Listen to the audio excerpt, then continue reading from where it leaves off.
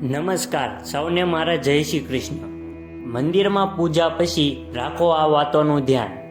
મંદિરમાં પૂજા કરતી સમયે ઘરથી પાણી ભરેલો લોટો લઈ જવો જોઈએ। મંદિરમાં સ્થિત પીપળાના ઝાડને જળ અર્પણ કરવું ખૂબ જ શુભ માનવામાં આવે છે।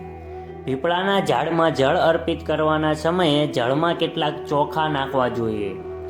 મંદિરમાં દેવી દેવતાઓને જળ ચડાવ્યા પછી ક્યારેય પણ ખાલી વાસણ ઘરે લઈને પાછા ન આવવું જોઈએ।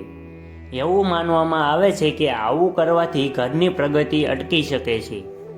મંદિરમાં જળ અર્પણ કર્યા પછી વાસણમાં થોડું પાણી બચાવી લો।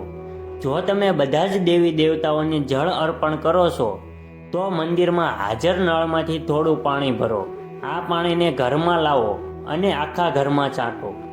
વાસ્તુશાસ્ત્રનું માનવામાં આવે છે કે ઘરમાં મંદિરમાંથી પાણી છાંટવાથી સકારાત્મક ઉર્જા આવે છે, ઘરના સભ્યોની આર્થિક પ્રગતિ થાય છે અને બધી જ ખરાબ બાબતો દૂર થઈ જાય છે।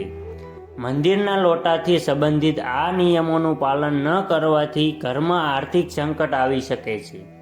જ્યોતિષશાસ્ત્ર અનુસાર મંદિરથી ખાલી વાસણ લઈને ઘરે પાછા ન આવવું જોઈએ।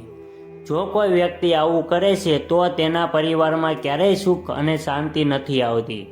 આવા વ્યક્તિને પોતાના જીવનમાં નકારાત્મકતાનો સામનો કરવો પડે છે।